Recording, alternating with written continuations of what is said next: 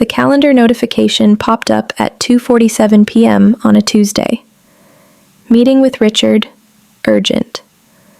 The kind of subject line that makes your stomach drop because nothing good ever starts with urgent in corporate America. I grabbed my notebook and headed to his office, though I already knew what was coming. I'd heard him on the phone 3 weeks ago, door cracked, voice low but not low enough. Don't worry, Preston. Her position opens up end of month. You'll slide right in. When I walked into his office, Richard was leaning back in his leather chair, fingers laced behind his head like a man who'd already won. His smile was the kind you give someone you're about to erase. Maya, thanks for coming, he said, not bothering to pretend this would take long. I'll be direct. We're making some organizational changes. Pack your desk. My son starts Monday. For a beat, I didn't even breathe. Not because the words shocked me. I'd been preparing for this moment for 21 days, but because I could hear it in his voice, the rehearsed quality. The way he'd practiced this speech, probably in front of a mirror, perfecting the blend of corporate professionalism and personal cruelty. I didn't argue. I didn't ask questions. Instead, I reached into my portfolio and pulled out a sealed envelope. Thick paper, corporate headquarters letterhead visible through the transparent window. I slid it across his desk with the same calm energy you use when you're about to win a chess game and your opponent doesn't even see the checkmate coming. Before you celebrate, I said, voice steady, you should read this, and it's from corporate headquarters. Richard's hands were already reaching for it, confidence still intact, like he thought maybe it was my resignation letter pre-written to save him the trouble. He tore open the seal. I watched his eyes scan the first page. Then his smirk vanished. The color drained from his face in stages. First the flush of confidence went, then his normal complexion. Then he went pale like someone had opened a valve and let all the blood out. His hands started to shake, just slightly at first, then more visibly as he flipped to the second page. How, he stammered, voice cracking.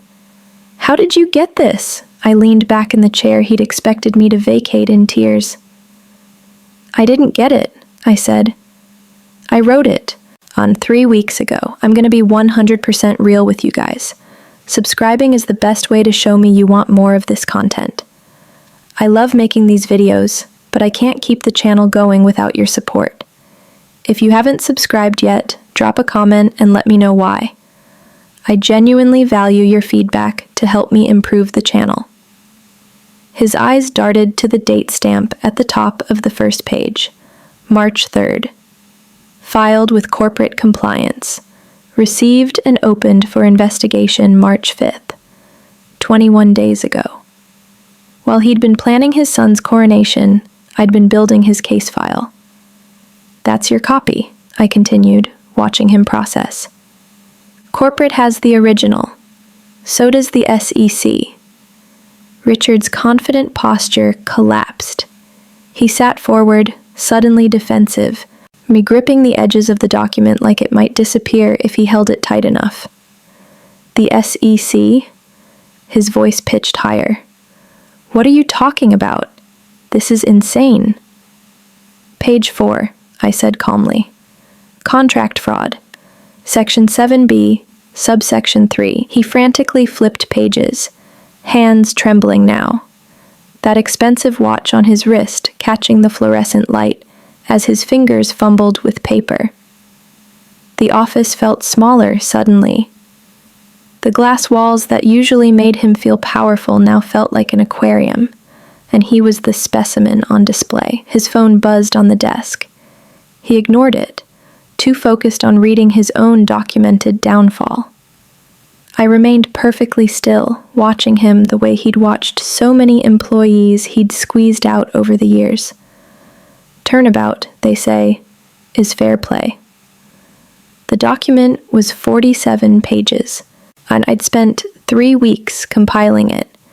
Every email, every contract, every questionable hire, every falsified approval. I'd worked late nights at my apartment, cross-referencing corporate directories with payroll databases, matching signatures on contracts with dates they couldn't possibly have been signed, building a timeline of fraud so thorough that even a first-year law student could prosecute it. Richard's breathing had changed. Shorter now. Shallow. The breathing of a man realizing the walls were already closing, and he'd been too arrogant to notice the foundation cracking beneath him. I stood up, walked to his bookshelf, that pretentious display of business leadership books he'd never actually read, and ran my finger along the spines like I had all the time in the world. Because I did. He didn't.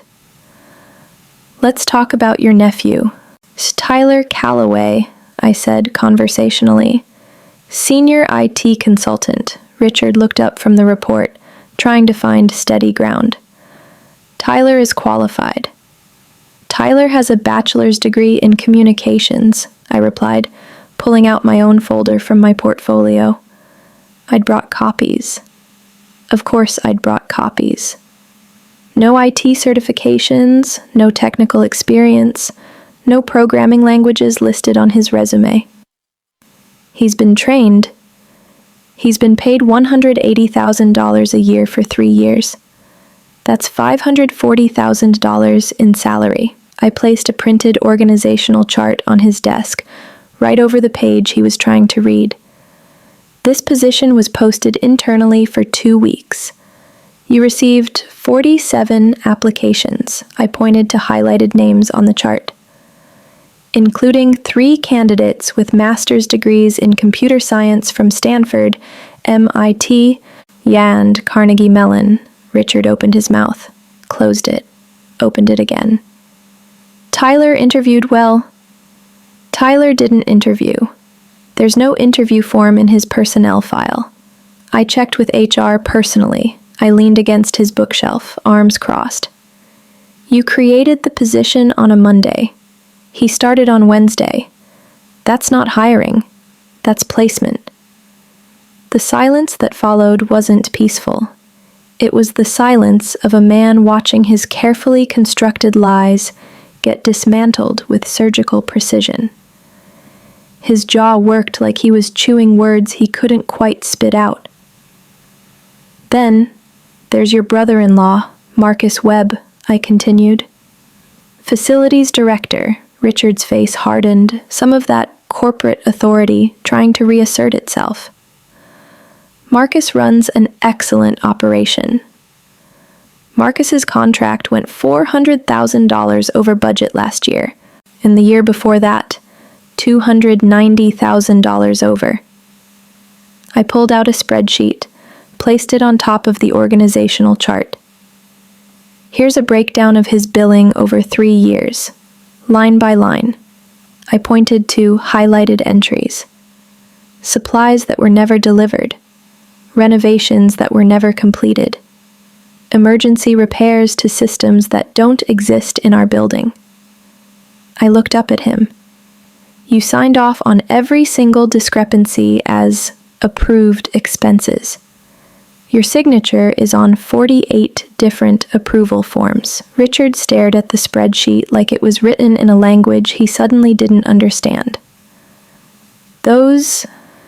We addressed those discrepancies in quarterly review. You addressed them by approving payment anyway. I pulled out copies of his signed approvals, fanned them across his desk like a card dealer showing a winning hand. Every single one of these is evidence of fraud, Richard. You knew the work wasn't done. You approved payment anyway. That's not oversight.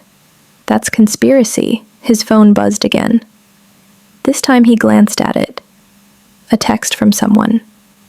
I couldn't see who, but I saw his expression change. A flicker of something that might have been fear. "Let's talk about Preston's qualifications," I said, because I wasn't done.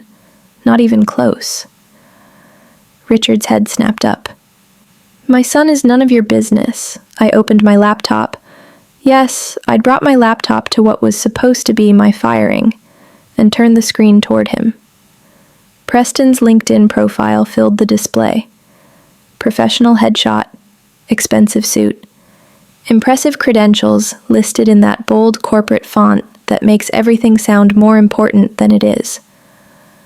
MIT, I read aloud. Oh, Bachelor of Science in Mechanical Engineering, 2018. Impressive, right? MIT graduate. That's Ivy League adjacent. That's the kind of credential that justifies a senior systems architect position. Richard's jaw tightened. Preston worked very hard for that degree. I clicked to the next tab I'd already queued up. MIT Alumni Directory. Search function. I'd typed Preston's name in advance. The result: no records found. I contacted MIT's registrar, I said, watching his face. Preston Calloway has never been enrolled at MIT, not as a student, not as an auditor, not in any capacity. I pulled a printed letter from my folder. Official MIT letterhead, registrar's signature, date stamp from March 8th. This is their official response. No record of enrollment. No record of degree awarded. No record of transcript request. Richard's face had gone from pale to gray. There must be a mistake. He transferred. I checked every college he's ever listed. I clicked through tabs. Each one a different university registrar's response. University of Michigan. No record. Boston University. No record. Even the community college he claimed he attended for prerequisites. No record. I looked at him over the laptop screen. Your son's entire educational history is fabricated, Richard. His hands gripped the edge of his desk, knuckles white. I could see the tendons in his neck tightening. His work history. I clicked to another tab. Preston's resume, that polished document he'd probably paid someone to design. Senior engineer at Quantum Dynamics, 2019 to 2022. 3 years of aerospace engineering experience. That's what you told the hiring committee, isn't it? That Preston had real-world engineering experience? Richard didn't answer. Couldn't answer. I pulled out another printed email. This is from Quantum Dynamics Human Resources Director, dated March 10th. They have never employed anyone named Preston Calloway. They have no record of him applying, no record of interview, no record of any contact whatsoever. I closed my laptop with a soft click that sounded impossibly loud in the silent office.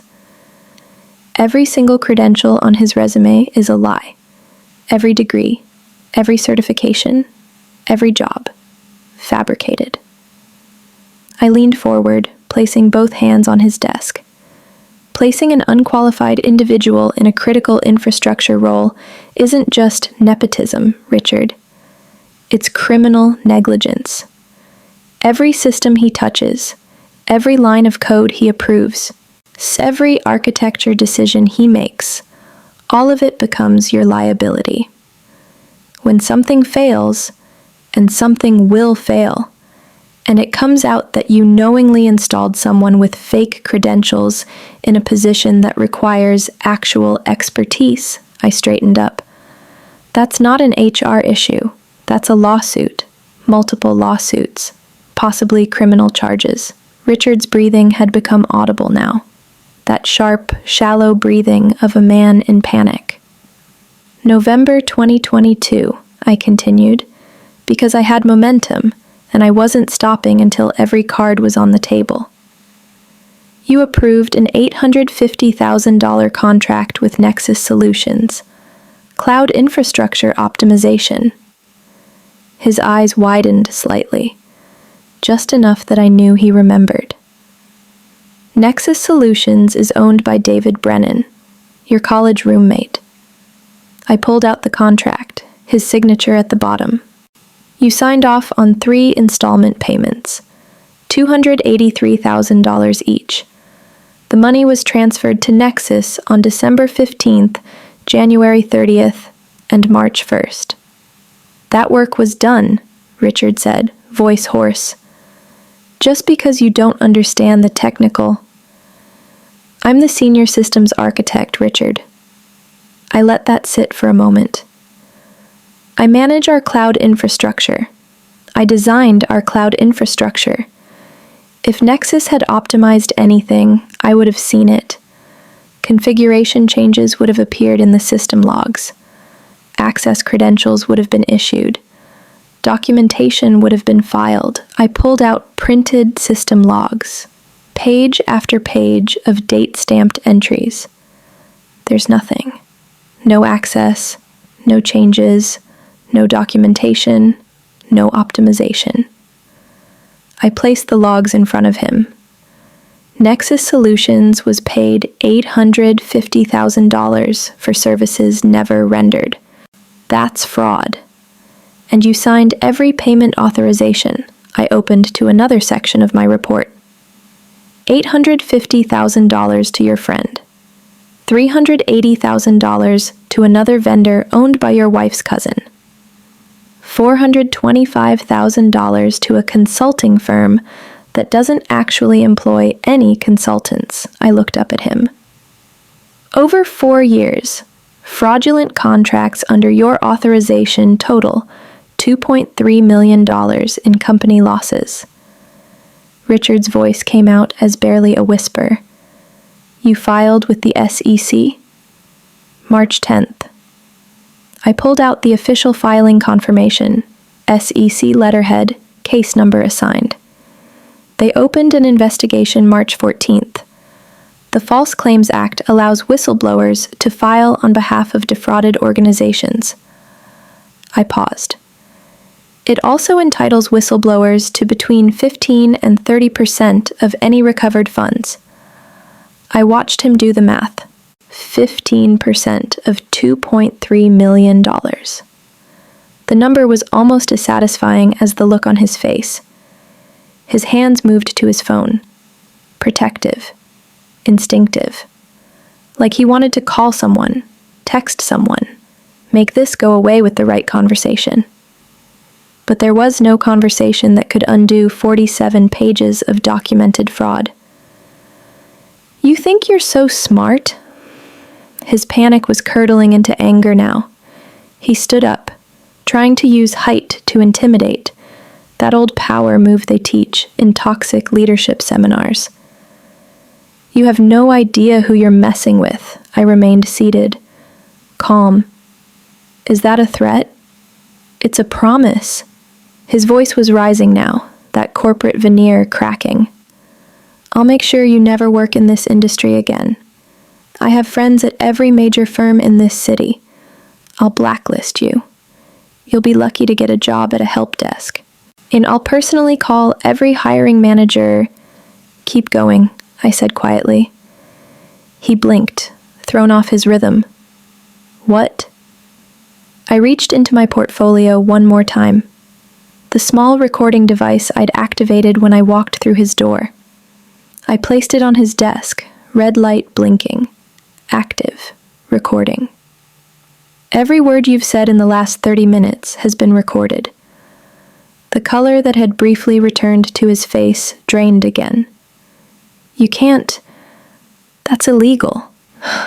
This is a one-party consent state. I picked up the device, let him see the timestamp, the battery life indicator showing full charge.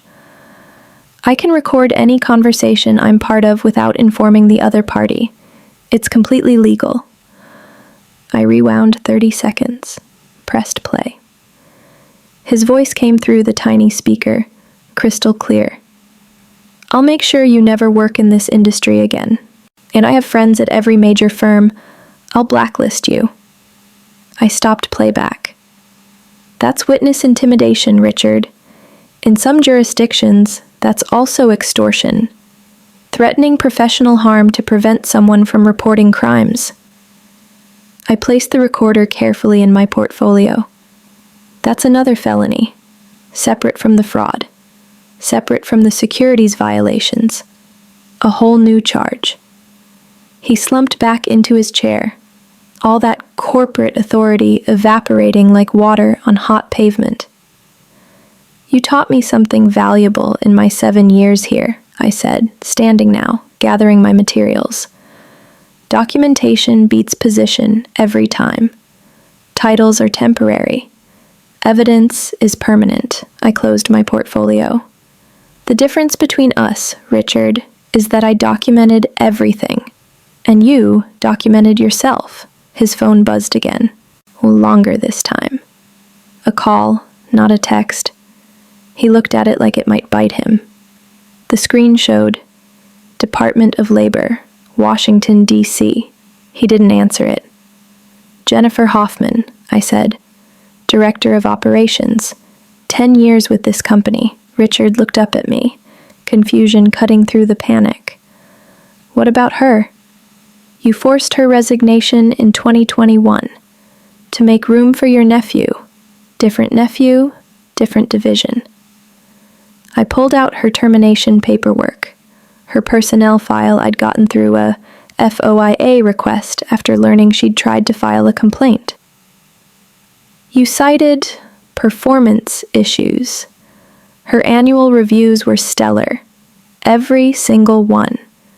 You fabricated the grounds for termination." Richard said nothing. "Marcus Rivera, Senior Project Manager, 8 years. Forced out in 2020 when you needed his position for another family friend." I had a list now, printed, highlighted. 11 employees over 5 years. All qualified, all pushed out to make room for your connections. I placed the list on his desk. Names, dates, positions, qualifications. I filed a complaint with the Department of Labor. Pattern of discriminatory hiring practices, wrongful termination, wage theft. "Wage theft?" His voice cracked. "I never stole." "You forced resignations without severance packages. You classified them as voluntary terminations to avoid paying unemployment benefits or severance. That's wage theft, Richard. You stole from 11 people." I gathered the termination letters, spread them out. Each one of them is owed compensation, back pay, damages. The Department of Labor is very interested in patterns like this. His phone buzzed. This time he looked at it. A text from his secretary. "2 men here to see you. Federal agents, Department of Labor." His hand holding the phone was shaking so badly I could see the screen trembling. A knock on his office door. Not soft, not tentative, official, sharp. Richard looked at me with something between terror and pleading. "Did you?" "I told you. I filed 3 weeks ago." I gathered my portfolio, my laptop, my folder of evidence I'd brought as insurance. This is what happens when documentation meets consequences. Just a minute," Richard called toward the door, voice strained. He looked back at me, dropped his voice to an urgent whisper. "You have to tell them this is a misunderstanding, and you have to—" "I don't have to do anything," I said. The knock came again, louder. A voice from outside. "Mr. Calloway, Department of Labor. We need to speak with you." Richard's face crumbled. "This will ruin me." I walked to the door, hand on the handle. "You ruined 11 careers, Richard. Stole $2.3 million from this company. Installed an unqualified fake in a critical position. Threatened to blacklist me for reporting crimes." I opened the door. 2 federal agents stood there, badges already out, faces professional and patient. "Consider this compound interest." "Richard Calloway?" the first agent asked. "Yes." Richard's voice was barely audible. "We need you to remain in your office. We have questions regarding employment practices and potential violations of federal labor law." I walked past them into the hallway. The second agent nodded to me. "Ms. Chen, we'll need your statement." "I've prepared a comprehensive report. It's with your office already. 47 pages, fully sourced. We'll be in touch. Thank you for coming forward. I walked down the hall toward my desk. My old desk. The one I'd occupied for 7 years. The one I'd thought I'd be packing in tears. Behind me, I heard more voices. Corporate investigators. HR director. The office was filling with official bodies, official questions, official consequences. Richard's secretary, Margaret, stood from her desk as I approached. Mid-50s, gray hair, glasses on a chain. She'd seen everything for 15 years. Ms. Chen? Her voice was quiet. I stopped. I gave them his emails, the ones he thought he deleted. She glanced back toward his office, where voices were rising. Oh, his personal email account. He synced it to his work computer. I have admin access. I nodded slowly. Thank you. He's been doing this for years. Margaret's jaw tightened. Someone had to stop him. I walked to my desk and started packing personal items. Photos. A coffee mug. The small, succulent plant that had somehow survived 7 years of fluorescent light and irregular watering. My hands were steady. Surprisingly steady considering I'd just upended my entire professional life. Ms. Chen? I turned. A woman in a sharp gray suit, late 40s, carrying a leather briefcase that probably cost more than my monthly rent. Professional. Polished. Authority radiating from her posture. I'm Diane Rothstein, Corporate Compliance Director. I knew who she was. She'd been copied on my initial whistleblower report. I know. I've been investigating Mr. Calloway for 3 weeks. Your report was... She paused, searching for the word. Remarkable. Thorough. Devastating. I continued packing. I documented what I saw. You did more than that. You connected patterns we'd been missing for years. She set her briefcase down on my desk. Your filing with the SEC triggered a wider audit. We found 13 fraudulent contracts, 22 nepotistic hires, total company losses of $3.7 million. I stopped packing. I only documented $2.3 million. You found the thread. We pulled the whole sweater. She opened her briefcase, pulled out a folder. The board wants to meet with you. My stomach tightened. To fire me. Diane smiled. Small, professional, but genuine. To promote you. Regional Director, Mr. Calloway's position, on 2 levels above your current role. I stared at her. What? We've been looking for a reason to remove Richard Calloway for years. You gave us an airtight case. She pulled out an official offer letter, company letterhead, board signatures. $195,000 base salary, full benefits package, performance bonuses eligible, immediate start date. I took the letter with numb fingers. The numbers didn't feel real. Plus, back pay for the 3 weeks you spent building the case. We're classifying it as special consulting work. $15,000. Deposited to your account by Friday. I read the letter 3 times. Same words every time. You start Monday, Diane said. Same day Preston Calloway thought he would. I looked up at her. What happens to Richard? Federal charges filed this afternoon. Securities fraud, wire fraud, conspiracy to commit fraud. This witness intimidation. She closed her briefcase. Preston Calloway is also under investigation. Credential fraud. Potentially identity fraud if he used those fake degrees to obtain employment elsewhere. And the others? The 11 people he pushed out? We're reaching out with settlement offers, full back pay, damages, public apology. You identified 11, but our expanded investigation found 6 more. 17. 17 people whose careers Richard had tried to destroy. 17 families affected. 17 lives disrupted because one man thought position made him untouchable. Diane extended her hand. "Welcome to leadership, Director Chen. Try not to make me investigate you in 3 years." I shook her hand. "Documentation," I said. "Always documentation. Always," she agreed, and walked away toward Richard's office, him where justice was being served, one federal question at a time. I stood in the middle of the office floor, holding an offer letter that changed everything, thinking about how 3 weeks ago I'd overheard a phone call that should have ruined my life. Instead, it had saved it. Because I'd done the one thing Richard never expected from someone he viewed as powerless. I'd documented everything, filed properly, and waited for the system to move. And when it moved like thunder. Richard thought he could erase me with one meeting. Instead, he erased himself.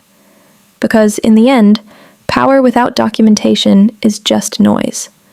But documentation with purpose, that's justice. And justice, I was learning, tastes remarkably sweet. 1 week later, I walked into my new office for the first time. Not the cubicle I'd occupied for 7 years, but the corner office with glass walls and a view of the city skyline. Richard's old office. They'd cleared it completely, repainted the walls from that aggressive corporate gray to something softer, brought in new furniture that didn't carry the weight of his corruption. The nameplate on the door was still being engraved, but the temporary paper sign said it clearly enough. Maya Chen, Regional Director. I set my box of belongings on the desk. The same photos, the same coffee mug, the same succulent that had survived everything, and stood at the window. From here, I could see the entire floor. Every desk, every conference room, every employee who'd worked under Richard's regime. My regime now. My phone buzzed. "Diane Rothstein, how's the first day?" I turned away from the window. "Surreal. And I keep expecting security to realize there's been a mistake." "No mistake." Her voice was warm but professional. "How's the transition?" I looked at the stack of files on my desk. Richard's files, being packed for evidence. Years of paperwork that told the story of systematic corruption. He left quite a mess. "That's why you're there, to clean it up," she paused. "What's the status on Callaway?" I sat in the chair that used to be his. It felt strange, powerful, and uncomfortable at the same time. Federal charges filed yesterday. Securities fraud, wire fraud, conspiracy to commit fraud, witness intimidation. And Preston? Under investigation for credential fraud. The FBI is looking into whether he used those fake degrees to obtain employment at other companies. Turns out Tech Vanguard wasn't his first stop. I opened my laptop. He'd worked at 3 other firms over the past 5 years. All hired him based on fabricated credentials. Diane made a sound between a sigh and a laugh. Identity fraud across state lines. That's federal. "The other employees?" I asked, though I already knew the answer. I'd been copied on the emails. 17 settlement offers sent, 15 accepted so far. 2 are negotiating through attorneys, which is their right. Papers shuffled on her end. Total payout looking like $2.8 million. Small price to pay for cleaning house. And the company reputation? Better than expected. We're spinning it as aggressive commitment to ethical practices and zero tolerance for fraud. The press is eating it up, especially the part where we promoted the whistleblower to regional director. She paused. "You're going to be on the cover of several trade publications, by the way. Corporate ethics hero. Hope you're comfortable with that." I wasn't, but that was a problem for another day. "Thanks for the heads up." One more thing. Her tone shifted, became more formal. Your whistleblower reward was approved. $418,000. 15% of the $2.8 million recovered from the initial SEC investigation. Direct deposit minus taxes should hit your account by Friday. I stared at my reflection in the darkened laptop screen. $400,000. Life-changing money. Quit your job and travel the world money. Except I didn't need to quit my job anymore. I'd just been promoted to the job that fired me. There's a note attached, Diane continued. Additional rewards pending as the investigation expands. And the $3.7 million in total fraud we uncovered means potentially another $250,000 to $350,000. I did the math. Between the rewards and my new salary, I was looking at more money than I'd made in my entire 7 years combined. That's substantial. That's justice. She let that word hang for a moment. You did the right thing, Maya. Most people don't. Most people stay quiet, keep their heads down, take the severance and leave. You didn't.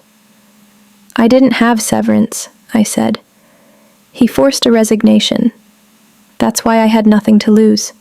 You had your reputation to lose, your career, your industry connections. You risked all of it. Her voice softened slightly. That takes courage most people don't have. We ended the call. I sat in Richard's old chair, my new chair, and thought about that word. Courage. I didn't feel courageous, and I felt angry, vindicated, satisfied in a way that probably wasn't entirely healthy. But courageous? That seemed like too generous a word for someone who'd simply refused to be erased. A knock on my door frame. No door yet, just the frame. A young woman stood there, early 20s, holding a portfolio, looking nervous in that specific way people look when they're about to interview for a job they desperately need. Ms. Chen? Her voice was tentative. I'm Sarah Mendez. I have an appointment. Come in. I gestured to the chair across from my desk. You applied for the senior analyst position. She nodded, sat carefully like the chair might collapse. I did. 3 months ago. Mr. Calloway rejected my application, but HR called yesterday and said the position was being reopened. I opened her file on my computer.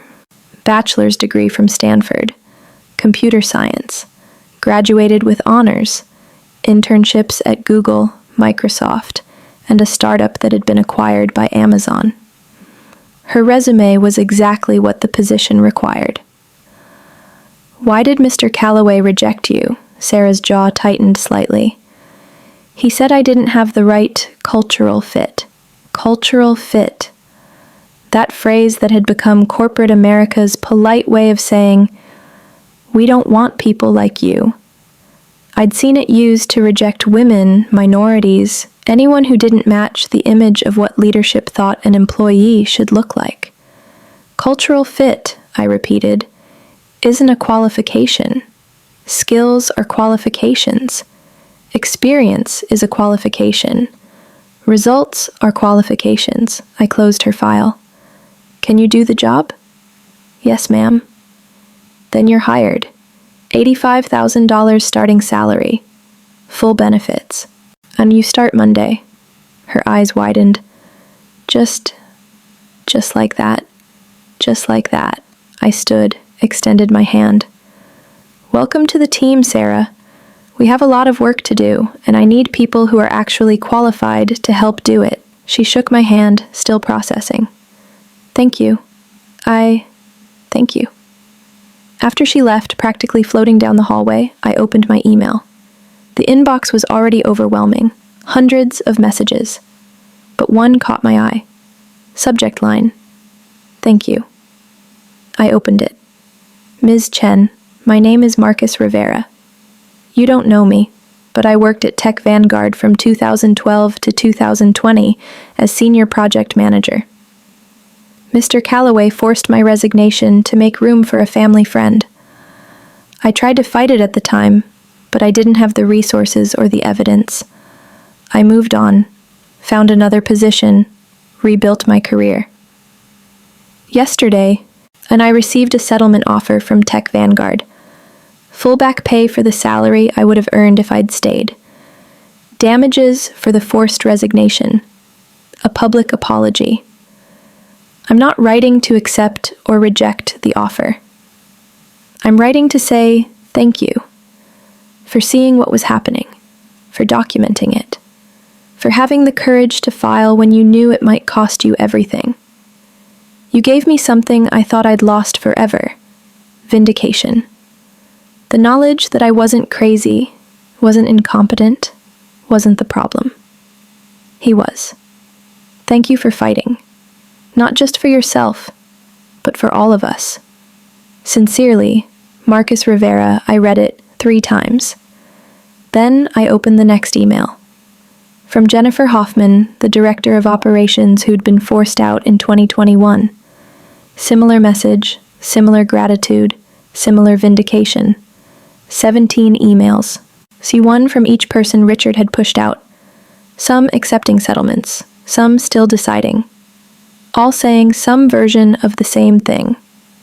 Thank you for proving we weren't the problem. I started a new email. Address line, all staff. Subject, ethics hotline, reminder and commitment. Team, as many of you know, our organization recently underwent significant leadership changes following an internal investigation into fraudulent practices. I want to be clear about what this means going forward. First, if you see something wrong, say something. We have an anonymous ethics hotline. Use it. No retaliation, no consequences for reporting legitimate concerns. Second, documentation matters. If something feels wrong, document it. Dates, times, conversations, decisions. Documentation is protection for you and for the organization. Third, cultural fit is no longer an acceptable reason for any personnel decision. Qualifications, skills, and performance are what matter, nothing else. Fourth, nepotism, favoritism, and fraudulent practices will not be tolerated at any level.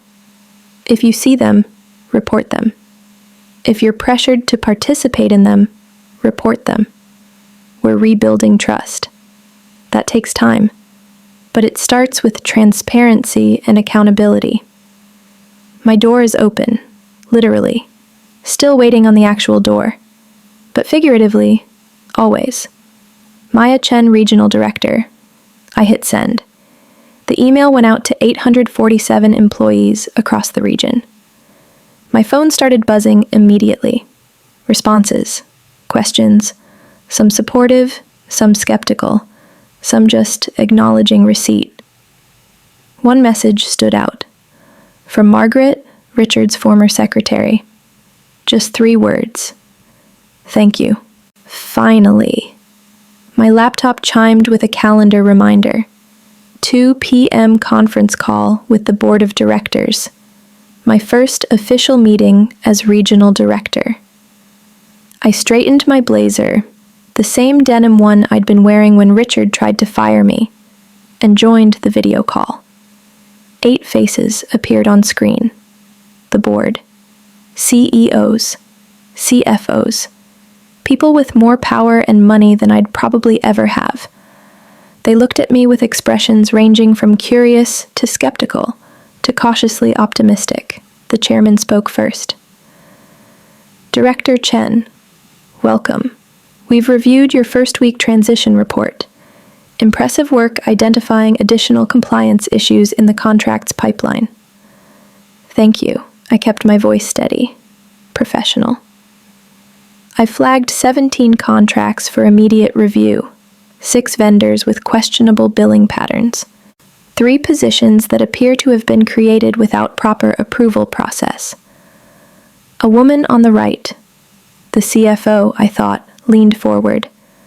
How deep does this go? Deeper than the initial investigation revealed. I shared my screen, pulled up the spreadsheet I'd been building. Richard Calloway's fraud wasn't isolated. He had a network. Other managers who benefited from his approval process.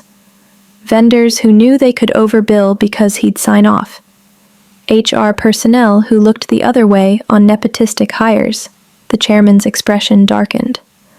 How many people are we talking about? 12 employees, 7 vendors, potentially $1.2 million in additional fraudulent activity over the past 3 years. I switched to another tab. I've documented everything.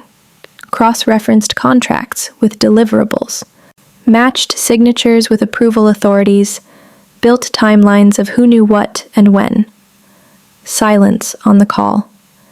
The kind of silence that comes when people realize a problem is bigger than they thought. What do you recommend? The CFO asked. Full forensic audit of the regional office. Third-party auditors, not internal. We need clean eyes on this. I pulled up my recommendation document. Termination of the 12 employees involved. Blacklisting of the 7 vendors. Criminal referrals where evidence supports it. And I paused, knowing this next part would be uncomfortable. We need to look at the other regional offices. If Richard was doing this here, others might be doing it elsewhere. The chairman exhaled slowly. You're talking about a company-wide investigation. I'm talking about preventing this from happening again. I looked directly at the camera. Richard operated for 6 years because nobody was looking. The system enabled him because the system wasn't designed to catch him. We need to redesign the system. Another board member spoke up, older man with gray hair. That's a significant undertaking. Expensive, disruptive. More expensive than the lawsuits that will come if we don't fix it, I countered.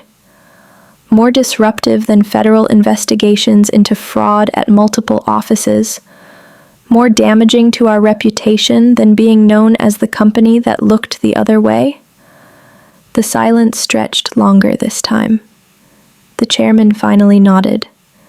Draft a proposal. Full scope, timeline, budget. So we'll review it next week. He looked at the other board members. Director Chen is right. We need to fix this systematically, not just treat symptoms. The call ended. I closed my laptop and realized my hands were shaking slightly. Not fear. Adrenaline. I just told a board of directors that their entire organization might be corrupt, and they'd listened. My phone buzzed. Text from Diane. Heard about the board call. Well done. Also, you have a visitor in reception. Says it's personal. I walked down to the reception area, curious. The receptionist pointed to the waiting area, where a man in his 50s sat nervously, holding a folder. Can I help you? I asked. He stood quickly. Ms. Chen, I'm David Brennan, owner of Nexus Solutions. The name hit me like cold water. Richard's college roommate. The $850,000 fraudulent contract, when I kept my expression neutral. Mr. Brennan, I know you have no reason to talk to me. He held up the folder. But I wanted you to hear this directly, not through attorneys. Against my better judgment, I gestured to a conference room. We sat across from each other, and he opened the folder with shaking hands. That contract, he started. The $850,000 for cloud infrastructure optimization. I never did the work. I know. Richard called me in 2022. Said he had a deal. He'd approve the contract, pay it out in 3 installments, and we'd split the money. 60-40. I'd get $340,000. He'd get $510,000 through a shell account. David's voice was hoarse. I knew it was wrong.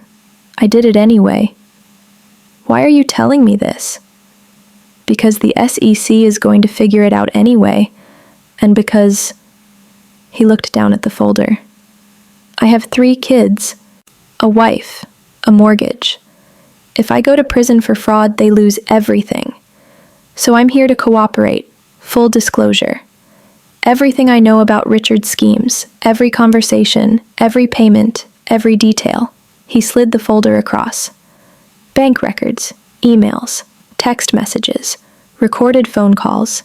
Yes, I recorded them because I knew this might blow up someday. Locations of the shell accounts. Names of other vendors he was running similar schemes with. I opened the folder. Page after page of documented fraud. Evidence I hadn't found in my 3-week investigation. Evidence that would expand the case significantly. I'm not asking for immunity, David continued. I'm guilty. I committed fraud. I'm asking for consideration, for cooperation credit, and for a chance to make this right before my family pays the price for my mistakes. I closed the folder. This needs to go to federal prosecutors. I know. You'll still face charges. I know. Cooperation helps, but it doesn't erase the crime. I know. He met my eyes. But maybe it helps the next person who's thinking about going along with someone like Richard. Maybe it shows there's a way out besides just staying quiet and hoping nobody notices. I stood, folder in hand. I'll make sure this gets to the right people. He nodded, stood. Ms. Chen?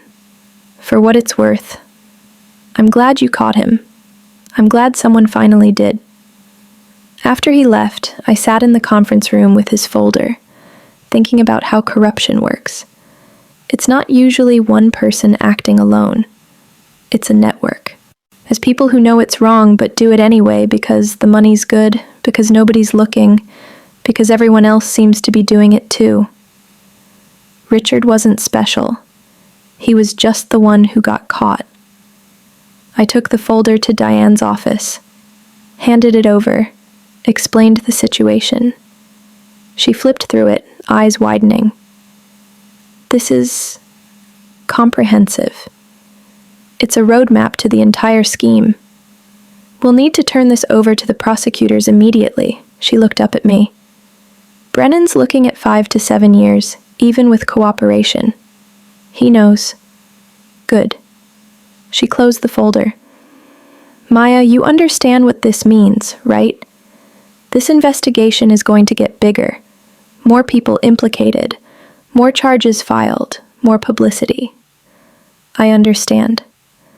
You're going to be in the middle of it, testifying, depositions, and possibly trial if it goes that far. I understand, I repeated. She studied my face. Most people would want to distance themselves at this point. Let the prosecutors handle it. Fade into the background. I'm not most people. No, she smiled slightly. You're definitely not. 3 months later, I sat in a federal courtroom watching Richard Calloway plead guilty to 17 counts of fraud. His attorney had negotiated a plea deal. 12 years in federal prison, restitution of $4.2 million, permanent ban from holding corporate positions. Preston pled guilty to credential fraud and identity theft. 3 years in federal prison, $75,000 in fines. Tyler Calloway took a plea deal for accepting a fraudulent position. Probation, repayment of $180,000 in salary, community service. Marcus Webb was still fighting his charges, claiming he didn't know the billing was fraudulent. The prosecutors had his signed invoices, his approved payment requests, his email conversations with Richard. He'd go to trial. He'd probably lose. David Brennan took a plea deal. 4 years in federal prison. Restitution of $340,000. Testimony against other vendors in the scheme. 17 other employees across the company took various plea deals or settlements. Some lost their jobs. Some faced criminal charges. Some just lost their reputations. The company paid out $6.2 million in settlements to wrongly terminated employees, implemented new compliance systems, hired a full-time ethics officer, created mandatory training on fraud detection and reporting. And I collected my whistleblower rewards, $418,000 from the initial SEC investigation, plus another $312,000 from the expanded investigation, $730,000 total. After taxes, enough to buy a house, start a college fund, establish financial security I'd never had. But the money wasn't the point. It never had been. The point was standing in that courtroom, watching Richard in an orange jumpsuit, hearing the judge say, "Guilty," 17 times, knowing that every person he'd destroyed got to hear it too. The point was the email I'd gotten from Marcus Rivera last week. I got the promotion I should have gotten 8 years ago. Thank you for making that possible. The point was Sarah Mendez, now my senior analyst, presenting to the board with confidence and competence that had nothing to do with who she knew or who her family was. The point was the 17 people who got their settlements, their apologies, their acknowledgement that they weren't crazy, weren't incompetent, weren't the problem. The point was walking into my office every morning knowing that the system had worked. Slowly, painfully, imperfectly. But it had worked. Because someone documented the corruption. Because someone filed the reports. Because someone refused to be erased quietly. I stood outside the courthouse after the sentencing, breathing the cold air, watching Richard's attorney lead him away in handcuffs. My phone buzzed. Message from an unknown number. "Ms. Chen? You don't know me, but I work at Richard Calloway's previous company. I've been documenting some concerning practices. Can we talk?" I stared at the message for a long moment. Then I typed back, "Yes. Document everything. Here's what you need to know." Because Richard wasn't the only one. Oh, he'd never been the only one. Corporate corruption doesn't live in a vacuum. It spreads, multiplies, hides in plain sight, behind titles and process, and the assumption that nobody's really watching. But somebody was watching now. Somebody would always be watching now. I walked to my car, got in, sat for a moment with my hands on the steering wheel. 3 months ago, Richard tried to erase me with a forced resignation, tried to install his unqualified son in my position, tried to silence me with threats and intimidation. Instead, I'd erased him. Not with threats, not with drama, not with emotional outbursts, with documentation, with evidence, with patience and strategy and an understanding that the system works if you know how to work the system. And I'd learned something valuable in those 3 weeks between overhearing his phone call and walking into his office with that envelope. Power isn't about position. Power isn't about titles or corner offices or the ability to fire people. Power is about information, about documentation, about knowing what questions to ask and how to preserve the answers. Richard thought position made him untouchable. I'd proved that documentation makes you unstoppable. I started the car and drove back to the office, where 17 new employees were starting today. All hired on merit, all qualified, all there because they could do the job rather than because they knew someone. My phone buzzed again. Another message. Another person at another company documenting another corrupt system. I smiled. This was going to be a long fight, but I'd already learned the most important lesson. When they try to erase you, don't fight back with emotion. Fight back with evidence. Document everything. file properly. Wait for the system to move. And when it moves, make sure it moves like thunder.